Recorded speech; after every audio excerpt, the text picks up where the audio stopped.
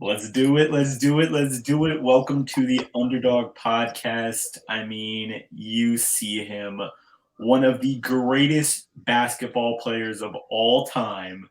I mean, this man rose from his early days on the playgrounds of Chicago to just killing it on the floor. I mean, you guys see him, the man nicknamed the crossover king, the one and only Tim Hardaway Sr. What is up, sir? How you doing today, man?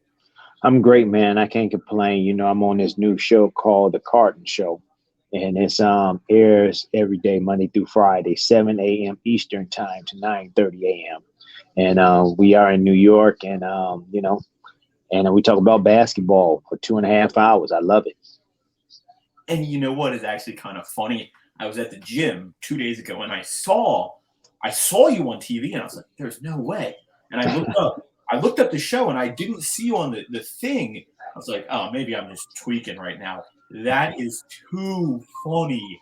Oh my Yeah, gosh. What a yeah. small world, and obviously a great addition to the show. But I want to take it back a little, and I want to know what inspired you to pursue a career in basketball, and then who were some of your early influences in your life, Kim?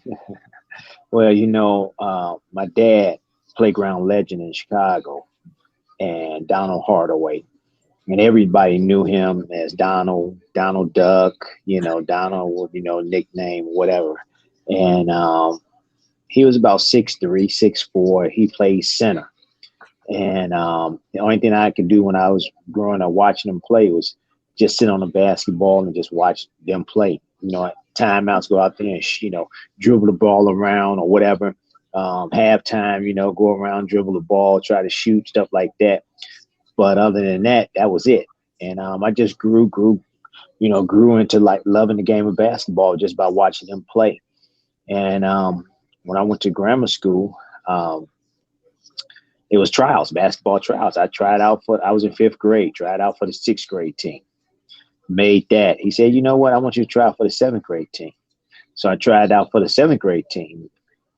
He said, why don't you come back again tomorrow and try? I know you're not going to make the eighth grade team. And I made the eighth grade team actually as a sixth grader. And he said, you're just too short to play on the eighth grade team. But he said, but you're good enough. You're just too short.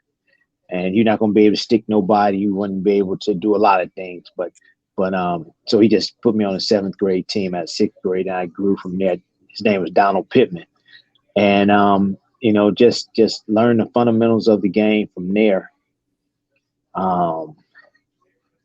Every day, working on your fundamentals, getting better at dribbling, getting better at laying the ball up, getting better at taking charges, getting better, just understanding how to play the game.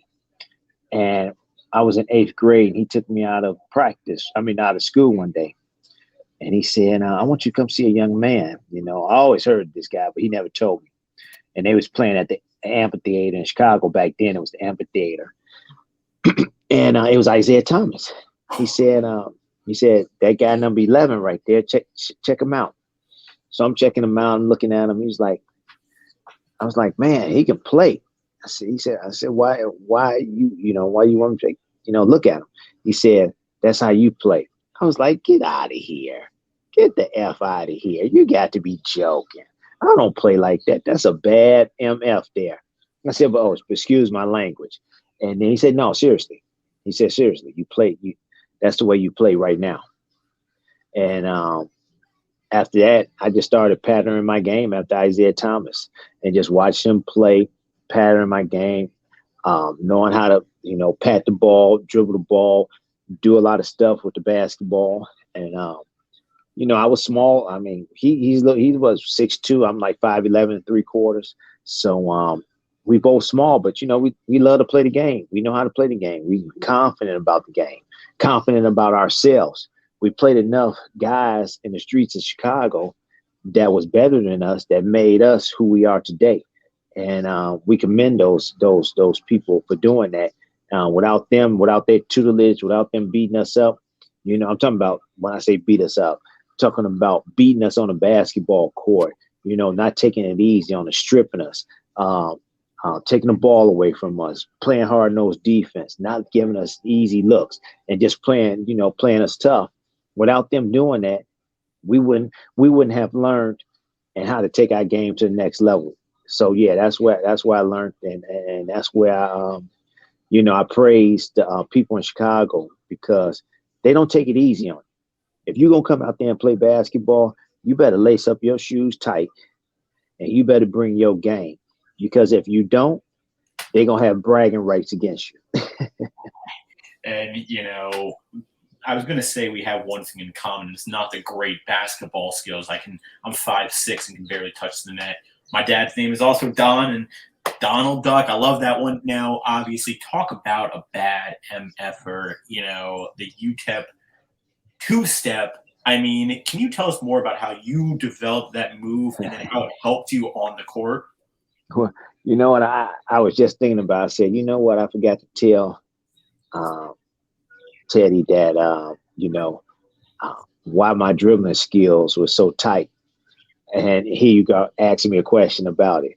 I had my parents had an unfinished basement. Okay, so I used to go in the basement because it from Chicago on weekends back then. We talking about the '70s, the '80s. We didn't have but 3 channels, 4 channels on the TV. You had what, Atari, that little game, or even I don't even know what it was. Um, it wasn't nothing to do. You couldn't read all the time. You couldn't clean up all the time. So I went downstairs, for about an hour, sometimes an hour and a half, and just dribble. We had 2 columns, and the columns was maybe about 3 feet apart, 3 or 4 feet apart, and the walls. And I used to have walls on the side. So I used to throw it off do my behind and back passes, bounce passes with the left hand and right hand, and just go with it and just dribble. And I used to do, crossover in and out moves with the columns, in and out move, crossover, go to the next one, do something else, and then fake like I'm going up for a layup on the wall, hit the wall, come back real quick and do the, and just, we had a small, ceiling was probably about 7 feet tall, maybe. So, I mean, it was cool. I was all right with the ceiling, but um, but yeah, man, maybe 8 feet. Yeah, about 7.5 feet tall. But yeah, that's how I developed my dribbling skills to get better. And just when I went outside, it was just easy for me to dribble. Because I was used to it. It's just repetition, repetition, repetition. You going through that stuff for an hour, hour and a half at game speed. You'll be amazed at what you could do with your eyes closed with the basketball, and what you could do, just throwing it off the wall and catching it, and just imagining stuff with what you could do with it. So when I see people throwing a ball off the wall and making the ball go in the basket or hitting it off this and doing, we was doing that way. How you think you got it? That's not brand new. So yeah, that's how I became a really good dribbler. And that's how I really got my crossover. You know what? And I want a little piece of this money. You need to copyright that move. The Kobe, the Jordan, the Tim Hardaway. That needs to be trademarked. And obviously, it's almost like a documentary. Just I can imagine you just as a young kid, balling, grinding, hustling to college, and then obviously to the NBA, and where you had a fruitful NBA career. I mean, run TMC and a member of the Golden State Warriors and Miami Heat, where your number was retired as a Miami Heat. And I don't know if I should even ask this question to you. Which team did you enjoy playing for the most, and why? And if both teams were equal, then that's a fine answer.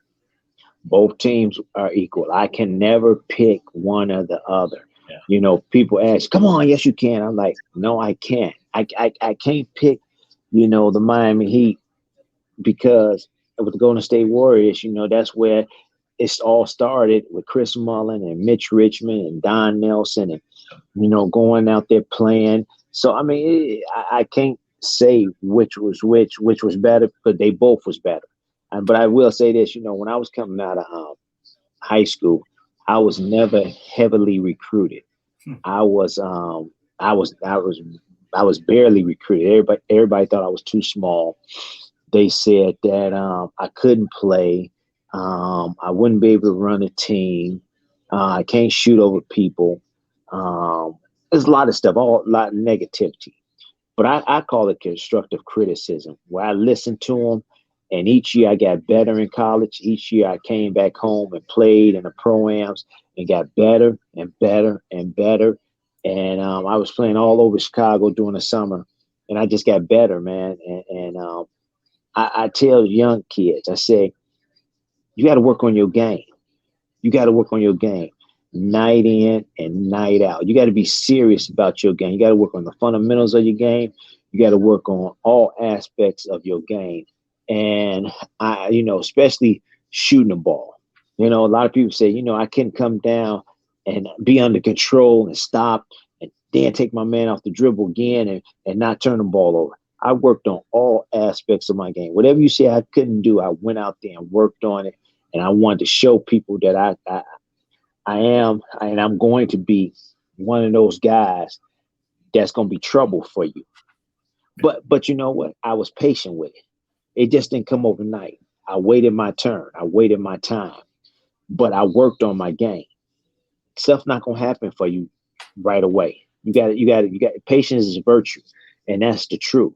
And so, but I worked on my game each and every night, and everybody knew who I was. And when I walked in the gym, it was like, it's gonna be a tough night. So yeah, I tell kids that today, if you want to be the best, you got to work on your game. And there is something about the underdog, ladies and gentlemen, and to all those haters, you can shove it because Hall of Famer now. And as great as you were on the court, you have been as great off the court, involved in various charity events, including one of my favorites, the Tim Hardaway Foundation, which is just so wonderful. Can you talk more about your work and in the community and why it's so important, special to you, Tim? People have given back to me. If they didn't give back to me, I wouldn't be in the predicament I am today. My Hall of Fame speech was about thanking people that helped me out, because it takes a village to raise a kid, and I had a village to raise me. We had a guy. He used to be, alcoholic and on drugs and stuff. But every Saturday morning at 6 a.m. in the morning, we could count on him to open up the rec center every Saturday. If it was below zero, if it was 10 below zero, if it was 45 degrees outside, if it was 80 degrees outside, he came every Saturday and opened up that gym for us to play basketball. And it was so cold while we was playing basketball. We was playing with gloves on, hats on, coats on, and we running down the court, sliding all over the place. So when the heat came on and it got warm up there, you seen people start taking off their gloves, start taking off their hat, start taking off their coat. It's just pillars and pillars and pillars of stuff. And then next thing you know, we was in our shorts, because after about an hour, it got hot in there. So after we played, this was the conditions. After we played, we had to set up the stage for bingo, and we had to set up the tables for bingo. So everybody, they coming at 10 o'clock. So we playing basketball from 6. We try to take it as long as we can, 6 to 9:30, 6 to 9:45 to get but as the other people was not playing, they were setting up the tables and get them. So only thing we had to do is pick them up, take them and put and stack them where they need to go. And then we had the chairs and the tables for the chairs and stuff like that. So it was fun. But without that guy, it wouldn't be a Tim Hardaway. He kept us off the streets. He kept us hungry to do something that we love to do. And and after we set up the bingo stuff, we went out. We went upstairs. We played table tennis. We did other stuff, arts and craft, all that type of stuff. We helped some of the other young kids come in there and make sure they was all right. But that's why I love to give back, because without people like that, man, I mean, that was special for us. That was special for us. You know, to other people having teams, you know, little teams where we could play basketball, tournaments that people come out of their own pocket and pay for tournaments so we can play. You know, that's what it's all about. And if that's what I like to return that favor. I want to return that favor and make sure we keep the kids off the streets and help them to do something in their lives. I love it. Wow. And finally, I've got to ask, what are your thoughts on, the current state of the NBA, and who do you think are, some of the most exciting players to watch today? Obviously, there's this great guy named Tim Hardaway Jr. who balls every day, but Yes. who else, and including Tim, who's there that's exciting you right now, sir? You know, I, I'm go both ways with Luca.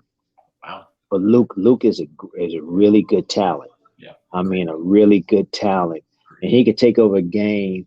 Um, you know, he could just take over a game, and you could just be sitting there like, wow, he's killing folks, and nobody can stop him. He's good. But you know what? He could also hurt his team too because he doesn't get his other team involved, his teammates involved, and they just stand there watching them. I wish he would become a leader, and I wish he'd become a guy that can run offense so they have a chance to win each and every night and just not be him. But he's a great talent. You got the Joker. That's my favorite player now. I'm gonna tell you this. This is why I said he was the MVP. You know, that's why I said he was, even though you didn't want to give him the third time in a row, but you know what? You should have gave him the MVP last year. Y'all messed that up. He might have should have got it last year, and give a Joker another one this year because man, he's showing you. He's showing you last night. If you didn't see that game, oh my God, I'm like, wow, he killing him. How you gonna have 12? You got 12 rebounds in the first quarter. Come on, man. 3 minutes left, still in the first. Yeah. So Kevin Durant, Devin Booker, of course, Steph Curry, Dame Lillard, those guys, Kyrie Irving. Even though LeBron, Father Time is trying to catch him, he does a remarkable job out there. And when KD is healthy, can't nobody stop KD. Jimmy Butler, Bam Adebayo, Tatum and Brown at the Celtics. Yeah. I mean, we got some great talent in the NBA. And now Victor, I can't never say his name, but whatever. He's nice, and then you got some good guys, and Scoot Henderson, and then Brandon Miller from Arkansas. Alabama. It's some good talent out here, man. It's some really good talent that's about to join the NBA. It's some great talent that's in the NBA. My son, I love watching him play. I love him balling. I know when he's about to shoot. We in the house yelling, screaming, jumping around, all that type of stuff. And but man, it's just fun to watch him play and him to follow in my footsteps. I just love it. We talk about him all day. Hey, and he is. I think we.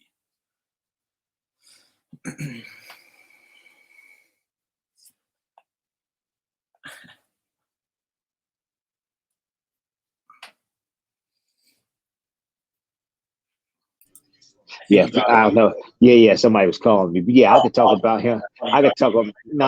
I just let it. I stopped it. But yeah, I could talk about him all day. Yeah, and he's so proud to have you, obviously. Yolanda, call Naya. Yeah, I'm sorry. Go ahead. No, you're good. And he's so proud to obviously have you as a father. Now, before we get you out of here, the floor is yours. Where can we find your social media? Anything you want to plug? Anything you're working on now, sir? Well, we got some camps coming up in Cincinnati, August for 3 days. August, what is it? 2nd, 3rd, and 4th, and then another 3-day camp in Chicago at the Kroc Center, 9th, 10th, 11th. Then we have, we got various things just happening in Chicago that we do for the kids. All the type of stuff we do for the kids and all that type of stuff. So yeah, I put it on social media and I have it out there, and I put it out there, a month before, 2 months before. Matter of fact, I got to put another clip of our camp that's coming in Cincinnati, probably today or tomorrow. But yeah, but you go to my social medias, _original_crossover_king. Yep. Hey, and guys, first person to follow Tim, I will send you a box full of goodies. And just follow him, because I love seeing the crossover and then just the swoosh. Tim, it has been such an honor and privilege talking with you, sir. Thank you so much for taking your time, man. Class act, and I am so happy to see you now on TV with your analysts and your information and your genius expertise. So I think we're all ready for that, guys. Check out that show as well. And ladies and gentlemen, don't forget to like, comment, and subscribe on this podcast. Until next time, guys, the Crossover King and the Underdog out.